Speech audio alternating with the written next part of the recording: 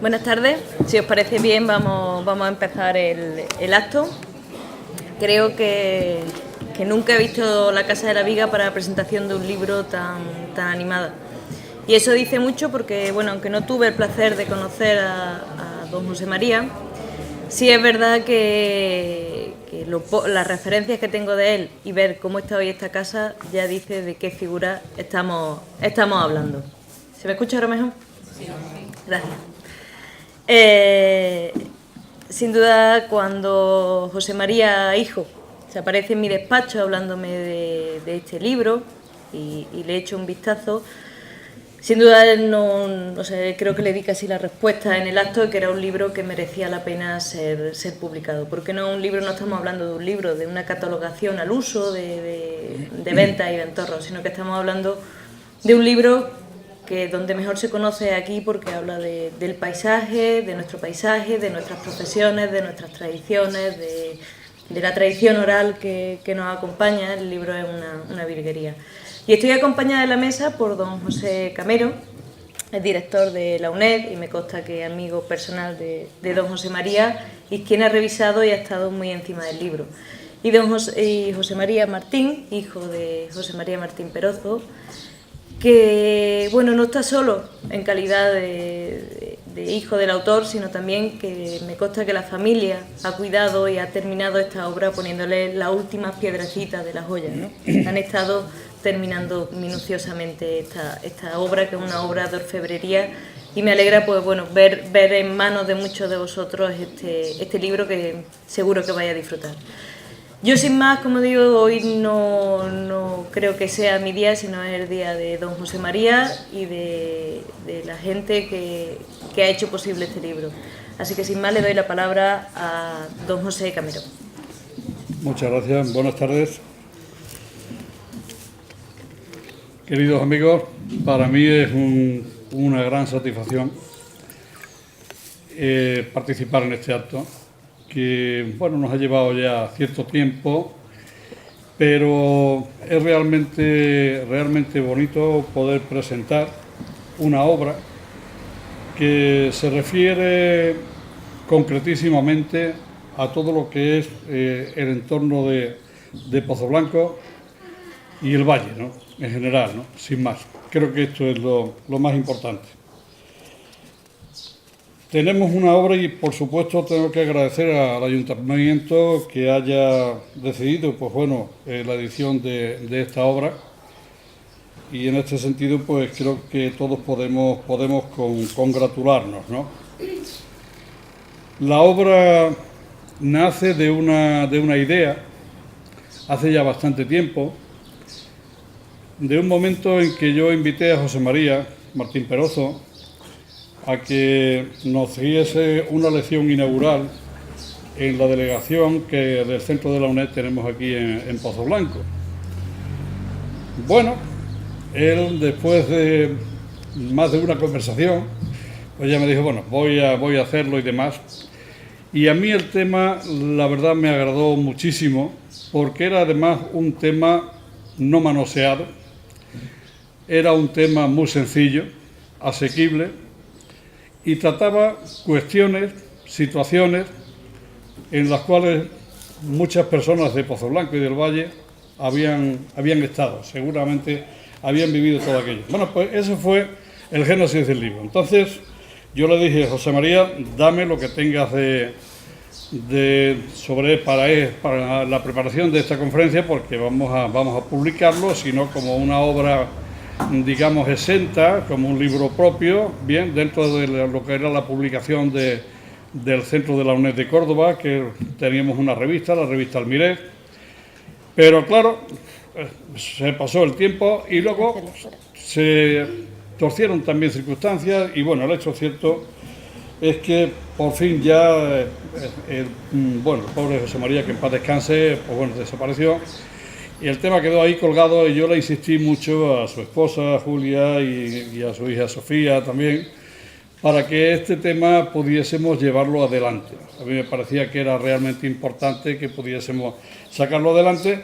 Y bueno, pues ellas me trajeron, me llevaron allí a Córdoba, al despacho concretamente, me llevaron pues bueno, los apuntes que José María había, digamos, pergeñado para lo que fue su charla de introducción a un curso aquí, ¿no? Y bueno, sobre eso hemos estado trabajando y bueno, pues la labor ha sido, yo diría, apasionante, porque se trataba de ir enhebrando una cantidad de piezas sueltas y bueno, a veces manuscritas y con la dificultad propia de la interpretación y demás, pero bueno, todo esto ha salido y creo que es lo más importante. Ha salido un libro que, como lo ven aquí, es un libro que yo diría es un libro muy manejable, un libro muy asequible, es un libro fácilmente legible y además con un tipo de fuente de letra realmente bien, ¿no? Ya los que somos mayores ya a veces decimos, este libro no me interesa porque no se puede leer o cuesta mucho trabajo leer todo eso, ¿no? Y bueno, pues esta es una obrita manejable y que por consiguiente queda ahí. Y también tengo que felicitar a la imprenta Castro, que son los que le han dado forma al libro y creo que en ese sentido todos debemos congratularnos por eso. Bueno, y hecha este preámbulo, digamos, de presentación, vamos a acercarnos al libro. Yo diría que se trata de una obra de divulgación. Como ha dicho antes nuestra concejala, es una obra sencilla, pero una obra que creo que que puede llegar bien. No se trata de una obra de divulgación, de una obra excesivamente técnica, de un acopio de bibliografía exhaustivo y demás, no, sino simplemente es una obra que lo que recoge fundamentalmente son vivencias. Se recogen vivencias, se recogen recuerdos, es simplemente la recopilación de unas memorias. Creo que eso es lo más importante, ¿no? ¿Y de dónde sale, de dónde arranca esta obra? Para leer esta obra nos tenemos que retrotraer en el tiempo y tenemos que situarnos algo así como 60 años atrás, en lo que era la década de los años 60 aproximadamente, y tendremos que ver lo que era la España de aquellos momentos. Todos sabemos que después de la Guerra Civil Española, pues bueno, España, digamos, la España de Franco, por decirlo claramente, pues bueno, queda aislada dentro de lo que es la comunidad internacional. Hay un periodo ahí económico que se llama de autarquía, es decir, que tenemos que valernos por nosotros mismos. Serían los años 40, fundamentalmente, y estoy haciendo este recordatorio simplemente por situar, ¿no? En la década de los 50 hay dos potencias, digamos, por decirlo de alguna manera, que nos dan la mano para que esa España, que había tenido una guerra civil o incivil, como mejor se la podía llamar, pudiera salir a la palestra pública. Esas dos potencias, digo, que nos ofrecen su apoyo son los Estados Unidos, y por una parte, y por otra parte el Vaticano. Con el Vaticano se firmará un concordato, como todos saben, en el año 53, y por otra parte, al darnos su apoyo los Estados Unidos de Norteamérica, se van a crear unas bases que siguen existiendo, como vemos todavía, en Rota, en Morón, en Zaragoza, e incluso la existencia de alguna emisora, Radio Liberty, por ejemplo, porque estamos en la época de la Guerra Fría, ¿no? Y eso no puede olvidarse tampoco. Intento, como dije al principio, situar en el contexto. Como saben, a finales de los años 50 asistimos a un periodo que se llama de la estabilización económica, y a partir de ahí, ya en los años 60, es cuando entramos en la planificación del desarrollo, lo que se llaman los planes de desarrollo, como saben fueron 3, y a partir de ahí ya sí podemos decir que España realmente empieza a tener un desarrollo ya, yo diría, indiscutible, en base, debido a la propia emigración, y el otro puntal también de ese desarrollo sería el turismo. Esto es muy importante porque el libro recoge en algún capítulo e incluso en algún apéndice documental que hemos adjuntado, recoge cómo se plantea en Pozoblanco el tema de la educación en esos momentos. Son unos momentos en que las campañas de alfabetización van a tener un valor muy importante, no solamente en la zona, sino también en toda España. Sí, a partir de los años 60 hay, yo diría, bueno, pues un auge y una gran preocupación por los temas educativos. Todo eso está recogido ahí, y entonces en ese contexto de los años 60 es donde han tenido lugar esas vivencias que José María, con todo el cariño y desde luego volcado completamente en ello, es lo que él recoge ahí. Hablar del Valle, yo diría que, bueno, fundamentalmente hemos recurrido a tres obras, las del profesor Bartolomé Valle, por ejemplo, o del profesor Emilio Cabrera, o incluso de Pablo Torres Márquez, también referente a temas de desamortización y demás, concretamente en Pozoblanco. Pero desde el punto de vista económico-geográfico, yo remitiría a estas obras, concretamente del profesor Valle Bonestado, o bien de Emilio Cabrera, ¿no?, fundamentalmente, y también de Pablo Torres. Y al seguir, yo voy a hacer una remembranza, de alguna manera rememorar un poco la visión que se tiene en aquellos momentos de lo que es Pozoblanco, concretamente, y de lo que es el Valle en general, ¿no? Y aquí sí he recogido la opinión de Alejandro López Andrada, concretamente, y me van a permitir que esto lo diga textualmente. Él dice: ancianos tomando el sol, sentados sobre una grada de granito en las afueras del pueblo. Las vacas cruzan lentas delante de un remolque cargado de cebada, y los niños apedrean a un perro sin dueño que corre por la escarpada orilla del camino. Un penetrante aroma de anís brota de una cercana taberna. Dentro de ella los hombres hablan de ganado y de lluvia, de migración, de hortalizas y de estiércol.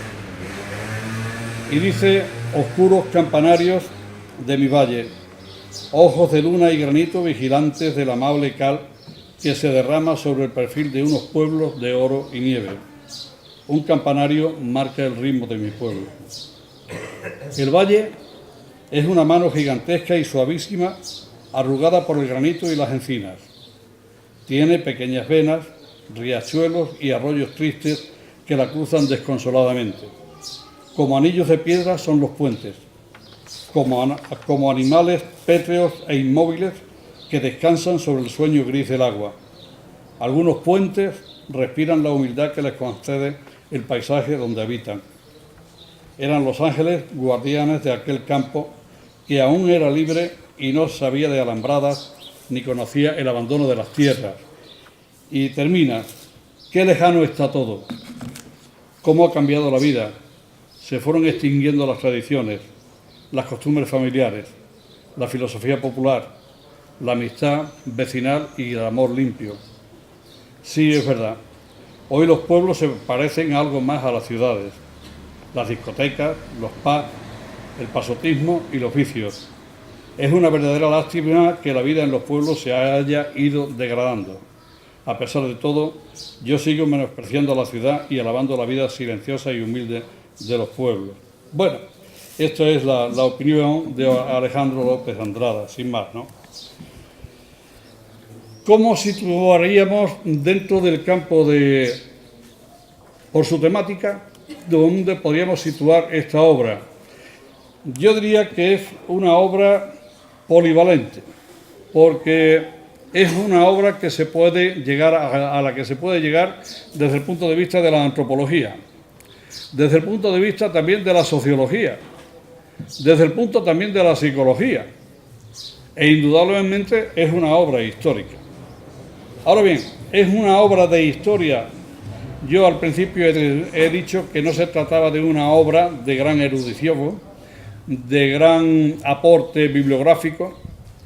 Yo creo que esta formaría parte más. La historia que aquí hay recogida es la historia pequeña, la historia modesta, lo que Unamuno podía llamar la intrahistoria de los pueblos, porque, y esto sí es importante, porque estamos muy acostumbrados al explicar y al aprender historia. Yo he sido profesor de historia y hemos estado muy acostumbrados a estudiar la historia de los grandes personajes, de las grandes hazañas, de los nobles, de los reyes, etcétera, las grandes casas. Pero, sin embargo, la historia sencilla, la historia modesta, la historia que hacemos cada uno, cada día, como ciudadanos, sin más, esa historia queda al margen. Pues bien, yo creo que aquí es donde tendríamos que situar esta pequeña obrita que estamos aquí planteando. Y desde luego resaltaría un aspecto muy destacable al cual me he referido antes, la atención que se dedica a todo el proceso de la alfabetización, concretamente en Pozoblanco y en toda la comarca. Eso es un dato muy importante. Incluso José María habla de un alcalde de aquellos tiempos, don Luis García Tirado, y bueno, que alguno habrá oído hablar de él o lo que sea. Y en aquellos momentos sí existe una enorme preocupación por alfabetizar y por llevar la educación a todas las personas y a todos los niños, mayores, etcétera, que hubiera por aquí. A nivel de toda España, a nivel de toda la nación española, en esos momentos hay una campaña realmente importante de alfabetización. Yo recuerdo, bueno, todo mi currículum, en cierta manera, es paralelo al currículum de José María. Comenzamos por ser maestros de primera enseñanza, que si sacabas la oposición eras maestro de primera enseñanza, maestro de educación nacional, y luego después ya, pues bueno, el escalafón siguiente es ser profesor de instituto, ser profesor de universidad. Bueno, esos escalones los hemos ido recorriendo, pero lo importante es hacer hincapié en ese punto, digamos, de los años 60, en que realmente hay una preocupación grande por todas las autoridades locales para llegar y llevar la alfabetización a todos los rincones de todos los pueblos, ¿no? No me quiero entretener mucho porque no quiero ser demasiado pesado. Ustedes me cortan si me paso más de la cuenta.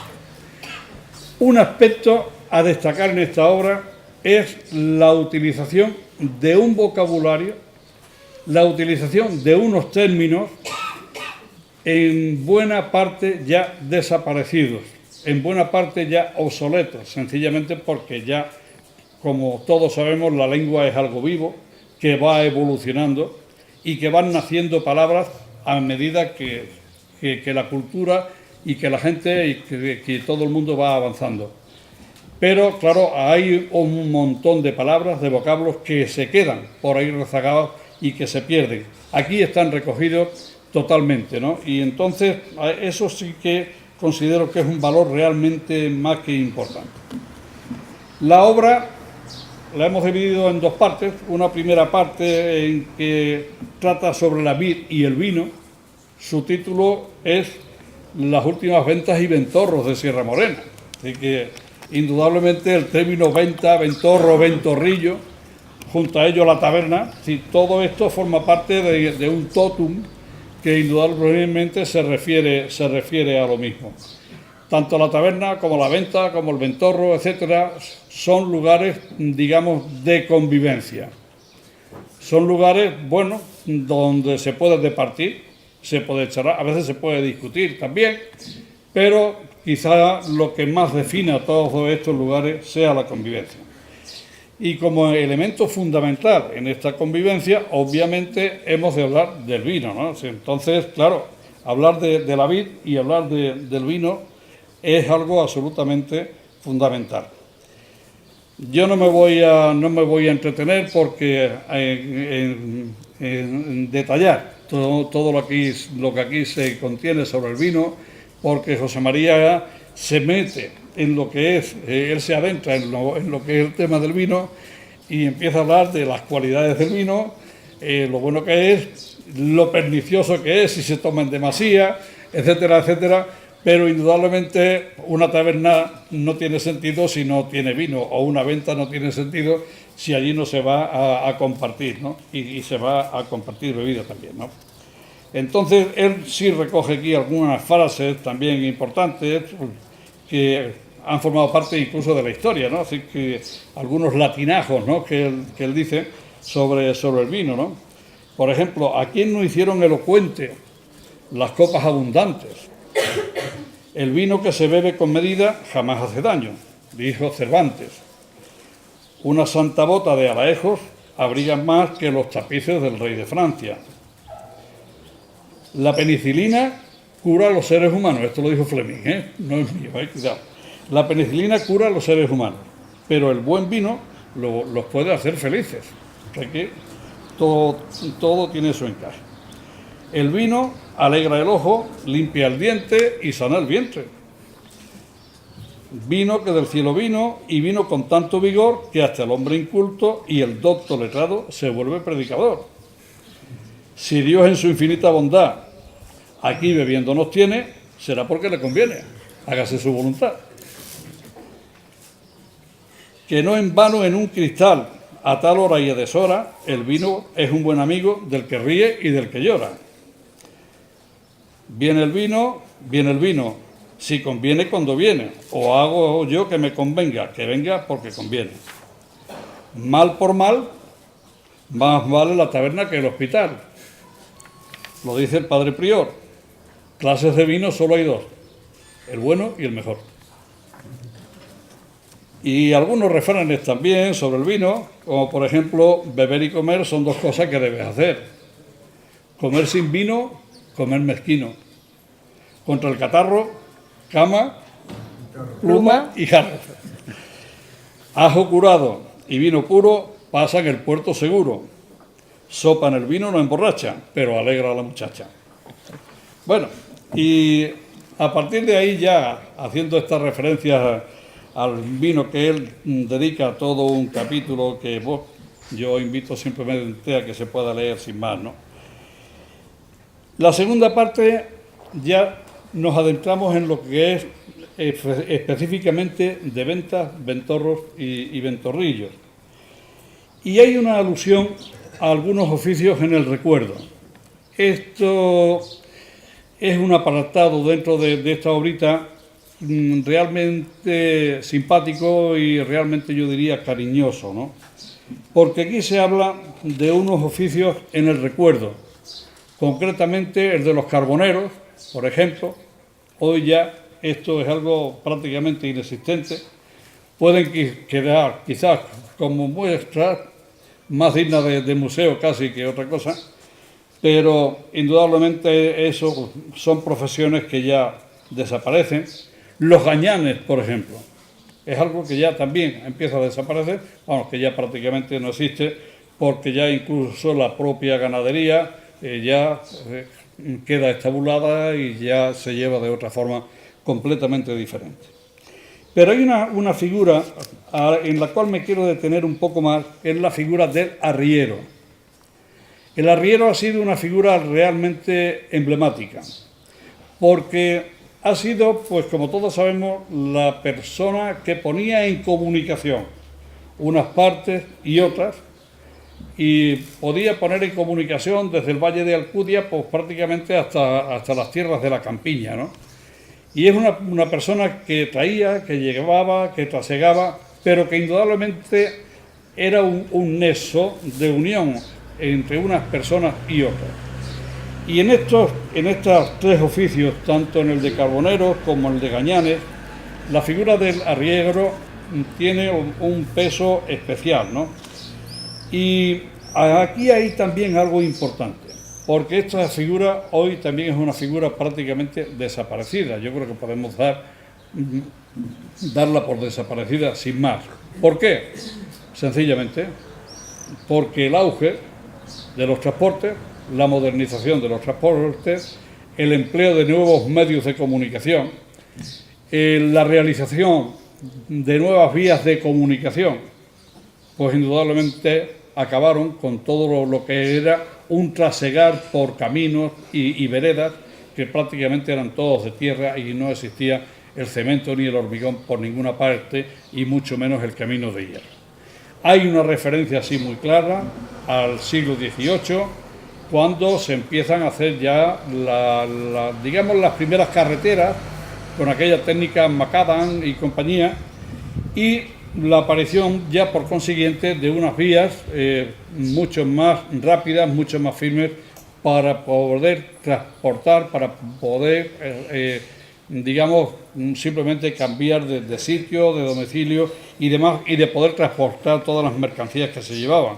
Pero ahí indudablemente había jugado un papel fundamental el propio arriero. Junto a las primeras carreteras que se van a ir haciendo ya después del siglo XVIII, siglo XIX y demás, un medio de comunicación realmente fundamental será el ferrocarril. Y todos sabemos que en España el ferrocarril no llega pues prácticamente hasta mitad del siglo XIX. 1848, si no me falla la memoria, será el primer ferrocarril que circula en España, será el Mataró-Barcelona. Y luego, por otra parte, el ferrocarril, 1851, Madrid-Aranjuez. Son las dos primeras líneas de ferrocarril. Pero a partir de ahí, allá hay un boom, en el desarrollo de estas vías de comunicación que hacen que prácticamente todas las mercancías vayan por esos medios. Yo he recogido, aparte de ese vocabulario realmente rico, que como digo, ya prácticamente está obsoleto, pero que sí merece que lo tengamos en la memoria y que lo recreemos de alguna manera. He recogido de Juan de los Pedroches su loa al arriero, porque me ha parecido realmente, como diría, cariñosa, entusiasta también.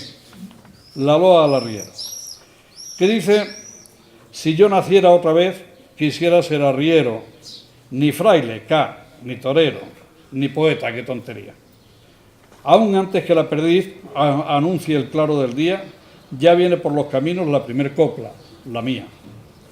Ir como pájaro loco, libre por la serranía, con un renovado gozo recorrer valles y cimas, siempre una flor en los labios de coplas y de sonrisas. Sea la vara en mi cintura, más que apoyo, norte y guía, brújula de pensamientos que miren siempre hacia arriba.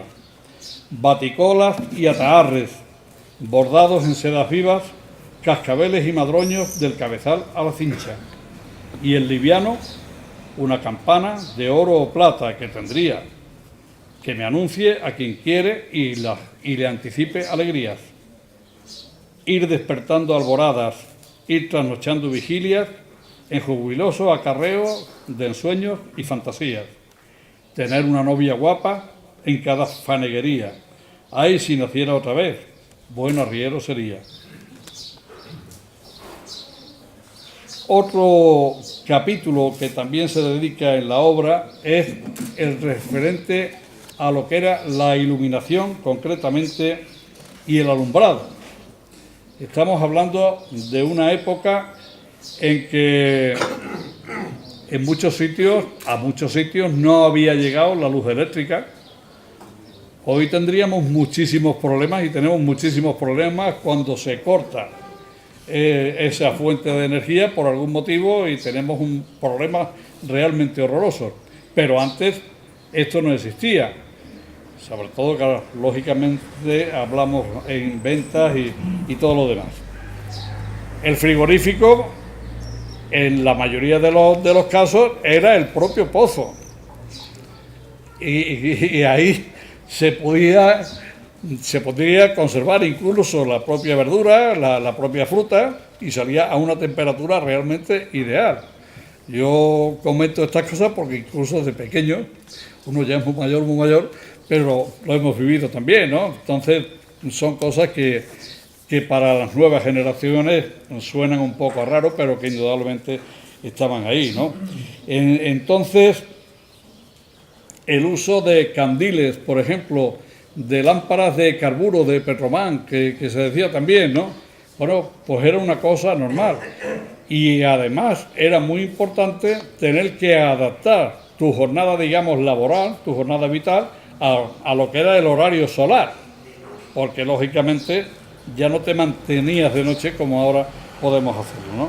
Pues bueno, todo esto está aquí y bueno, pues hay que verlo y demás. Incluso hay algo muy importante, el libro se acompaña también de bastantes ilustraciones en todos los capítulos que trata, pero sobre todo en el tema del arriero, por ejemplo, el tema de los carboneros, el tema de los añanes, quedan muy bien ilustrados, y en el tema concretamente del alumbrado y de la iluminación también queda muy clarito lo que son los candiles, lo que eran los candiles, que hoy son más elementos decorativos que otra cosa. Hoy prácticamente los candiles, si tenemos en casa algunos, son como elementos decorativos, bien lo sabemos, y digamos gracias a Dios, ¿no? Es decir, que muchísimo mejor la luz eléctrica, ¿no? Pero bueno, eso está ahí.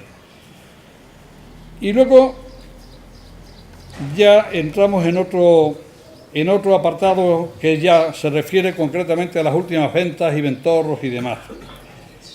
Y hay alguno que habla de la taberna y demás. Dice, si es o no invención moderna, vive Dios que no lo sé, pero delicada fue la invención de la taberna. Porque allí llego sediento, pido vino de lo nuevo, mídenlo, dánmelo, bebo, págalo y voyme contento. Y junto a eso, pues también el desenfado a veces del propio tabernero, ¿no?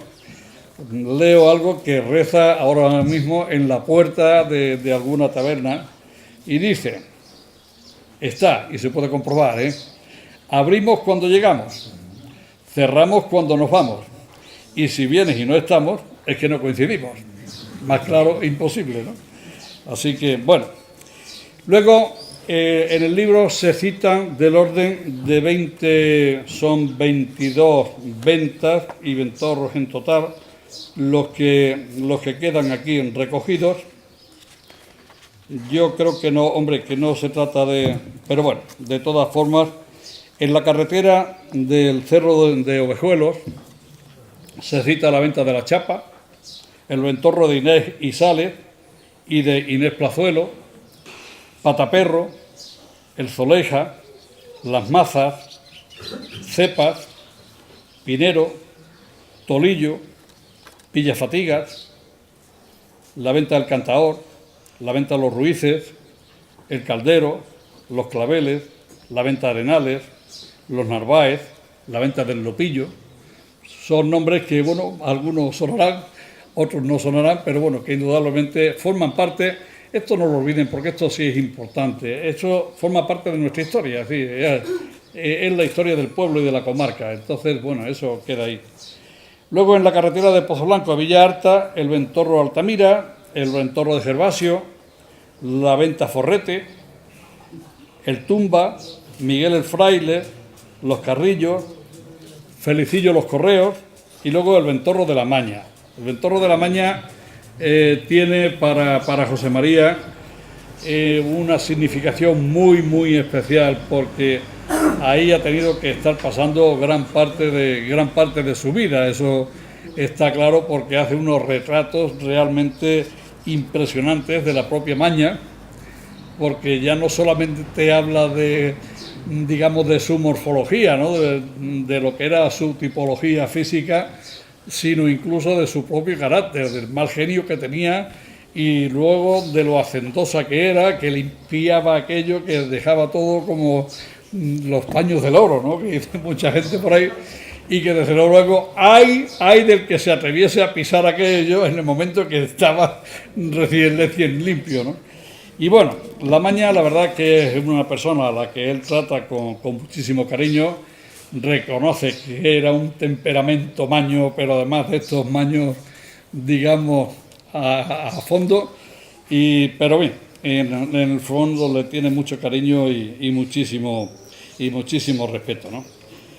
Y recoge incluso una oración que la Maña recitaba cada día, porque la pobre mujer tenía también sus achaques, sus propias enfermedades y demás, y entonces, claro, no podía acudir a la iglesia con la asiduidad que ella quisiera, pero sí recoge la oración que ella cada noche, digamos, recitaba. Y yo me voy a permitir decirla aquí porque me parece interesante, simpática, sí. De mi casa me levanto para ir a confesar. Voy en busca de mi Dios y no lo puedo encontrar. Me dirijo hacia la iglesia, ya lo veo en el altar, y le digo, esposo mío, galán, dame de tu cuerpo sangre, que es lo que vengo a buscar. Si me habré confesado bien, si me habré confesado mal, si estaré en gracia de Dios para pasar a comulgar. Toma este pan, alma mía, que está amasado con leche de los pechos de María, que el que lo toma con fe viene con mucha alegría. Esto lo recitaba la Maña todos los días, dicho sea, por lo menos, bueno, en recuerdo y en homenaje de personajes sencillos, ¿no? Hemos recogido aquí algunas anécdotas que también las tenía recogidas José María, y concretamente son, digamos, casi chistes, son momentos de auténtica simpatía, ¿no? Hay uno que titulan Bebidas modernas, y dice José María: cierto día llegaron al Ventorro 3 clientes que fueron atendidos por Agustina, quien les preguntó qué iban a tomar. El primero pidió un Cuba Libre de cola, el segundo otro de whisky, así tal cual suena, whisky con G. Y el tercero le dijo: a mi Maña me pone un vodka con naranja. A lo que ella, con cara de pocos amigos, contestó: oiga usted, aquí no hay más moscas que las que tenga su mujer en su sálvase la parte. Hay otra anécdota que, bueno, también he recogido referente a los rallies automovilísticos. Saben que muchas veces, bueno, pues la televisión retransmitía o retransmite rallies y demás. Dice una anécdota muy simpática, la protagonizó Marcelino, con respecto a los rallies, de los que decía que mucho ruido y pocas nueces. Sin embargo, al verlos tanto en los entrenamientos como en la misma prueba, decía: estos hombres están locos con esas carreras, pero sobre todo el que va al lado del conductor. Se refería, pues, al copiloto, claro. Leyendo el periódico, no me explico cómo puedo ir tan tranquilo. Claro, va uno conduciendo y el otro leyendo. Y la otra que he traído hasta aquí se refiere a una visita de camarón, ¿no? Cierto día de un mes veraniego, estando en el Ventorro, que suscribe con la Maña, acertaron a detenerse en el Ventorro varios gitanos pidiendo de beber. Agustina, al verlos, desconfió, algo común en ella, y llamóme de inmediato, ya que me encontraba en el interior de la cocina.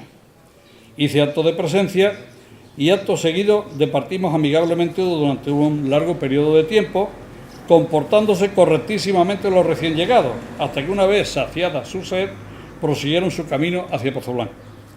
Su llegada a la venta fue como consecuencia de su extravío, ya que habían entrado por la carretera de Villalta.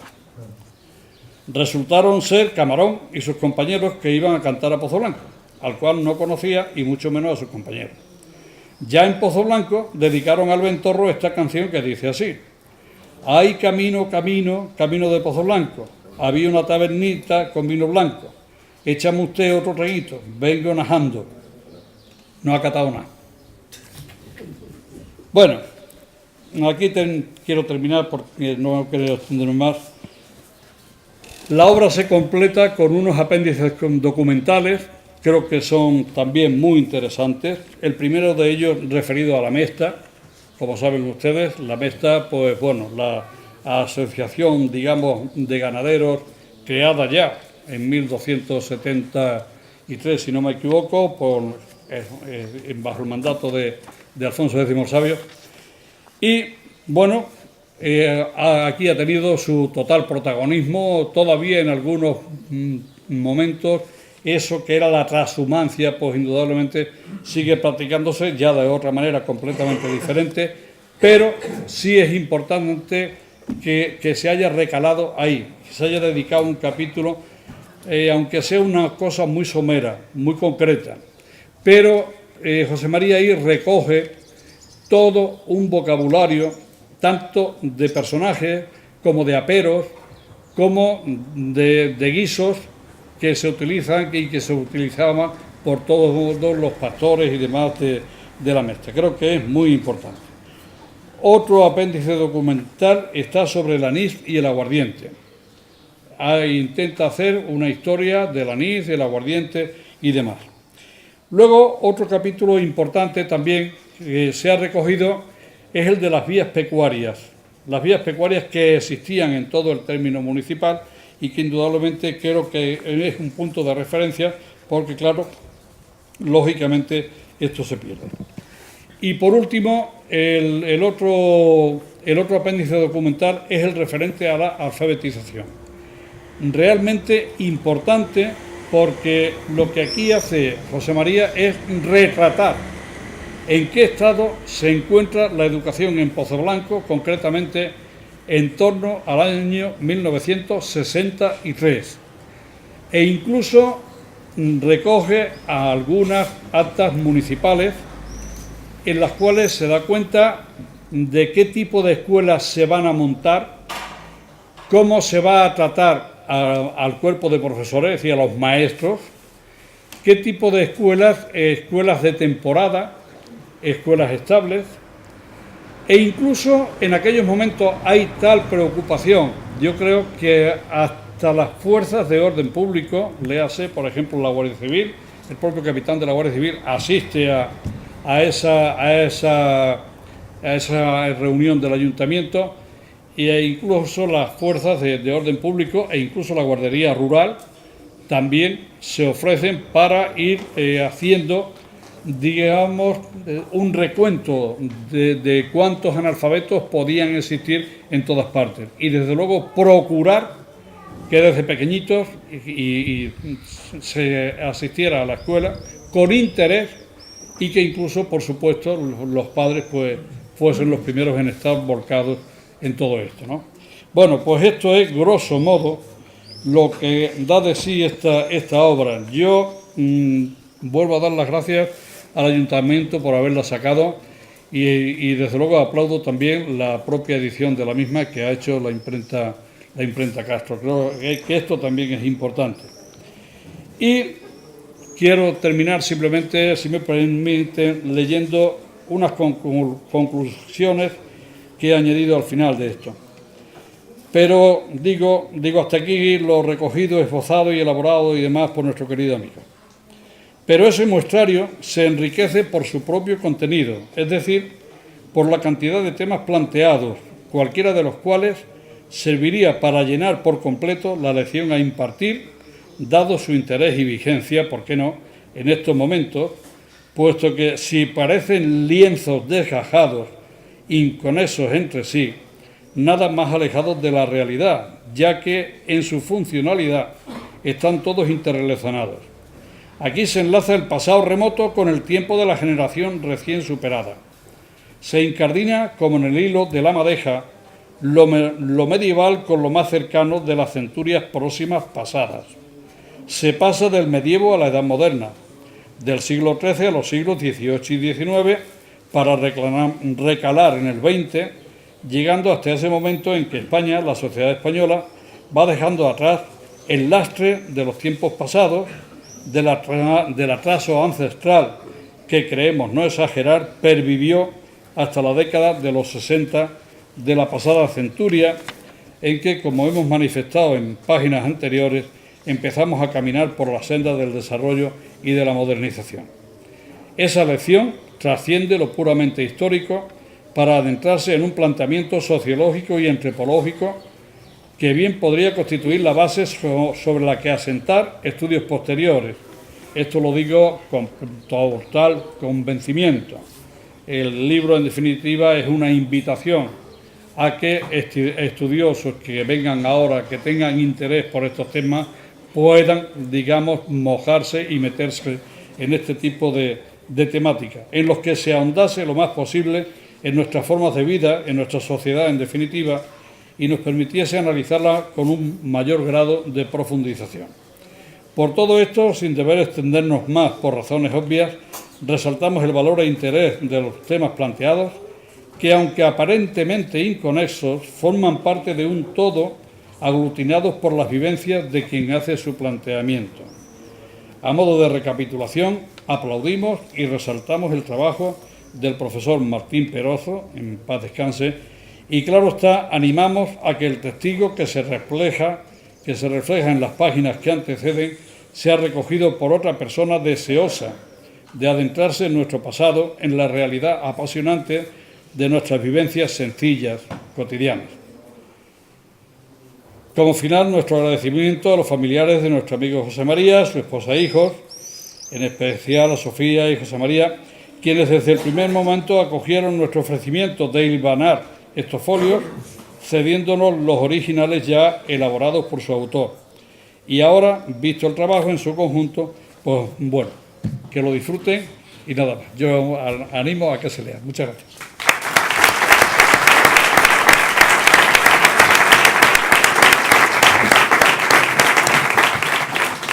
Muchas gracias, don José. Yo también animo a que se lea, porque aunque parezca mentira, han quedado cosas sin leer de la intervención de don José, que ha sido tan excelente y ha abarcado también toda la complejidad del libro.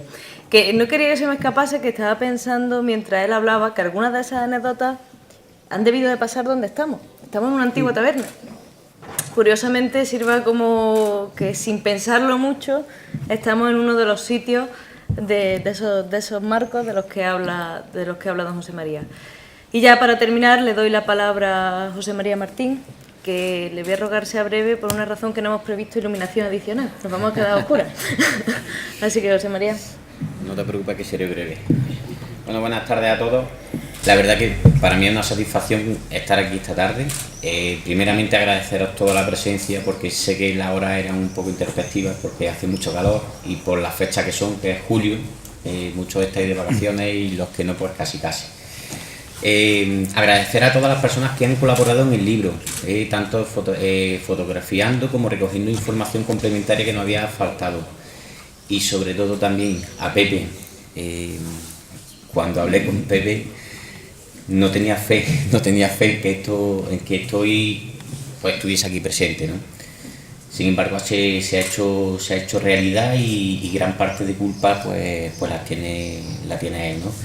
Por supuesto al ayuntamiento una vez más, porque sin él no hubiese sido posible pues también estar esta tarde aquí con todos vosotros, y a Imprenta Castro, porque para mí fue muy significativo, especialmente trabajar con Marce en la portada. La portada es muy significativa porque es una de las ventas, concretamente la venta del forrete o el cortijo de Arcadio, como él le llama, que para nosotros es muy significativo. Y es que yo creo que tardamos 15 minutos en elaborarla, en maquetar el libro, y fue todo tan sencillo que nos asustábamos, ¿no? Entonces, bueno, aquí estamos esta tarde presentando pues este libro de mi padre, que para nosotros es pues bueno, cerrar un aspecto pendiente más, ¿no? De esos tantos y tantos aspectos pendientes que tenemos cada uno en nuestras vidas, y este era uno de ellos.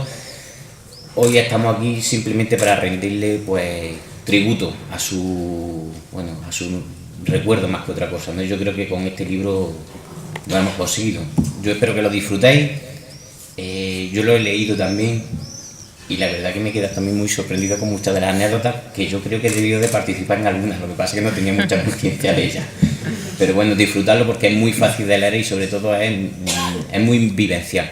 Así que espero que os guste a todos, y muchísimas gracias por estar aquí esta noche con todos nosotros y con mi familia, que bueno, que yo creo que hablo en nombre de todo esto. Muchas gracias.